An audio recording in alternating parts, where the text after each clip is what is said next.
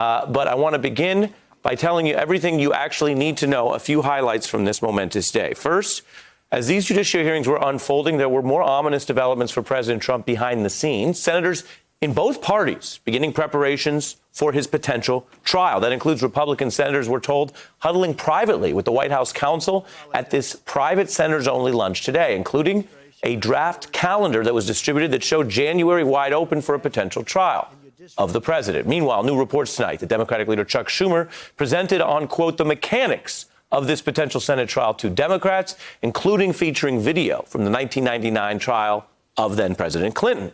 As Washington was weighing the president's fate, he was faltering on foreign policy abroad today, abruptly bailing on a NATO press conference after what many described as a kind of global humiliation after several leaders of allied nations appeared to mock him directly on video, as sort of a triple split-screen moment, because that was a backdrop for what was this first Ukraine hearing in this committee that actually drafts potential articles of impeachment.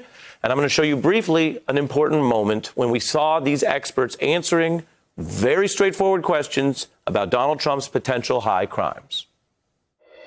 Do President Trump's demands on Ukraine also establish the high crime of bribery? Yes, they do.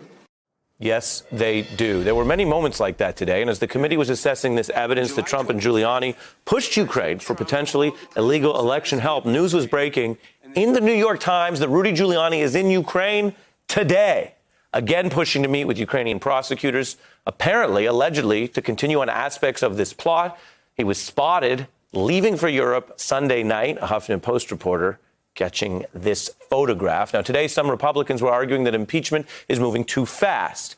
Let me put this in a little bit of perspective. Giuliani's apparently brazen actions now have Democrats arguing maybe they can't move fast enough if they're trying to deter further actions in what they call a campaign conspiracy unfolding now in plain sight. They've also been invoking those newly released call logs from Rudy Giuliani that people are still making sense of with regard to the money in this plot. You see there calls to the Office of Management and Budget. You also have contacts with a cryptic -1 number at key inflection points during this plot. That's part of the fact pattern Congress is reviewing in these new hearings. The bottom line tonight, I can tell you, is it appears that the majority of Congress, backed by a private meeting with Speaker Pelosi as well, thinks they may be on the way to grounds for impeachment very soon. Hey, I'm Ari Melber from MSNBC. You can see more of our videos right here, or better yet, subscribe to our YouTube channel below. You could have been anywhere in the world, but you're here with us, and we appreciate that.